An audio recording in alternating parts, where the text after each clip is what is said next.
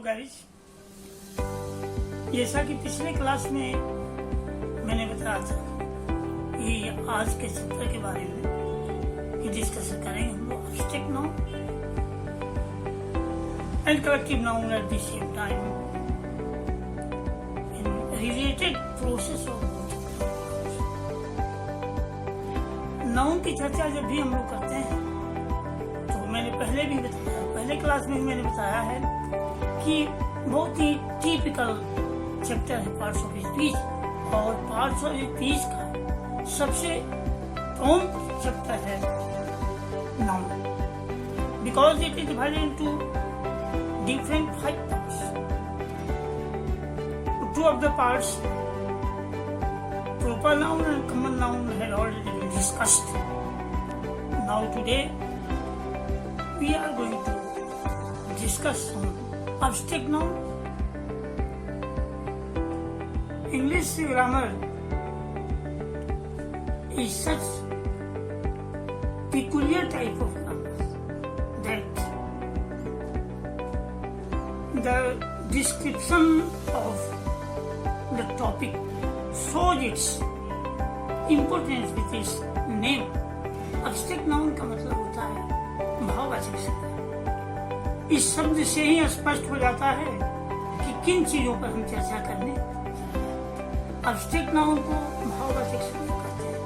Means ideas, your internal feelings, your sensations inside your mind that can not be seen और touched. इसे आप देख नहीं सकते, छू नहीं सकते. That is abstract noun. इसके पहले हम लोगों ने प्रॉपर नाउन, कॉमन नाउन या इसके भी चर्चा किए हैं.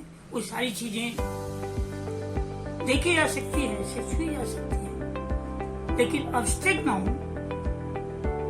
It is our ideas inside our mind. इसको कहा गया है ये जो feelings, internal feeling of the mankind that neither can be touch nor be seen from your naked eyes. अपने खुले आंखों से देख सकते, महसूस किया जाता है. आपके आइडियाज हैं, आपकी सेंसेशन है इनसाइड योर माइंड, जो किसी भी व्यक्ति, वस्तु या स्थान के प्रति जो भावनाएं आपके अंदर पैदा होती हैं वो भावना है. लव, हेट्रेड,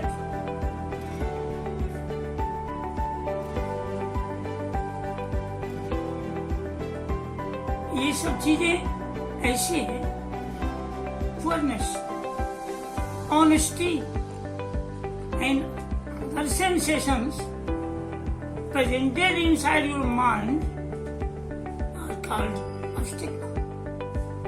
तो जिन भावों को अब देखिए, मैंने बताया था कि नाउन को फर्स्ट स्टेज में क्यों रखा गया है, और नाउन में भी प्रॉपर नाउन को ही प्रारंभ में क्यों रखा है. मैंने पहले भी बताया है कि एक दूसरे से बिल्कुल को-रिलेटेड हैं. व्यक्ति विशेष की भावनाओं की चर्चा में कर रहा हूं.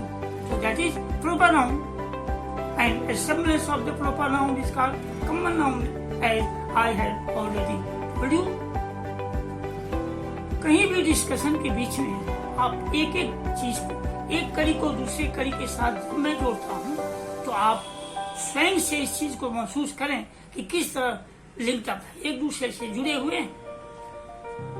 जो भावनाएं किसी भी व्यक्ति विशेष की ही होती है किसी के प्रति, तो भाववाचक संज्ञा है. वो भाव जो भी आपके अंदर पैदा होता है उसे भाववाचक संज्ञा कहते.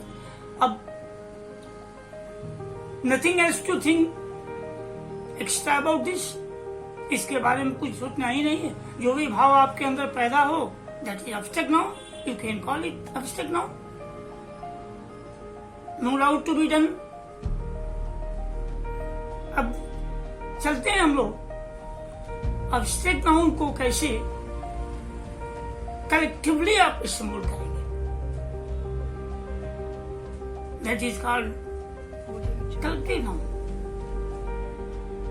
कलेक्टिव नाउन को डिफाइन किया गया है, विद्वानों ने डिफाइन किया है कि a semblance of the people, thing, or any else at the same time, at the same place is called collective noun. एक जगह पर एक ही समय में जब बहुत सारे लोग, बहुत सारी चीजों को इकट्ठा करके रख दिया जाए, बहुत सारे लोग इकट्ठे हो जाए तो कलेक्टिव नाउन हो जाता है। एग्जाम्पल बहुत सामान्य तरीके से इसका एग्जाम्पल एग्जाम्पल किया है, विद्वानों ने लिखा है बोली school, colleges, fair, military, etcetera.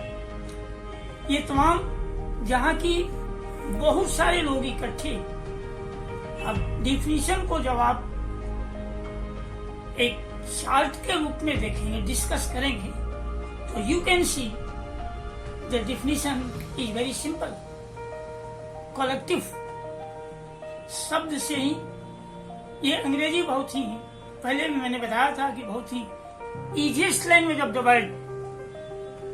Hindi is tough in comparison of English, but because it is foreign language, so seems to be difficult for the students or boys. Collective noun को मैंने define किया, डिफाइन करने के बाद मैंने example jump कर दिया। Collective noun है क्या? एक ही जगह पर एक ही समय में ज्यादा दूर से स्कूल में सारे बच्चे, तो A semblance of what? किस चीज का? तो a semblance of proper nouns at the same time at the same place is called collective noun. समूहवाचक संज्ञा इसको कहते हैं। तो समूहवाचक संज्ञा का मतलब कि किसी भी चीज, किसी भी व्यक्ति का या स्थान का समूह नहीं हो सकता है। यहाँ हम लोग बाइफरकेट करते हैं और ये समझने की बात है। ऐसा नहीं कि किसी अंडरस्टैंडिंग पॉइंट में ये वक्ता के बात को आप अन्यथा लेकर के गलत अर्थ लगा लें, ऐसा नहीं है। A semblance of proper and common noun स्पष्ट किया गया है कि semblance of proper and common noun is collective. Now you can see how it is interconnected. Proper noun, common noun, abstract noun, collective noun. All of four parts of noun, how it is interconnected. If you start learning about noun, all of 8 parts of noun are interconnected. In this way, you can feel, you can see how proper noun is connected with common noun, common noun is connected with abstract noun is connected with collective noun, and the given definition can express all of the things that might be understood in a very easy way, but discussion under the systematic route can be adjusted by the speaker to understand the rise, to understand the students of medium class or lower class students. But for the high class students, only the name of the parts of the noun make it understand, no doubt. Next tomorrow we shall discuss on next parts of noun.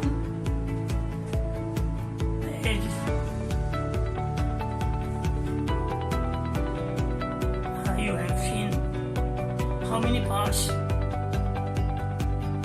have been discussed previously.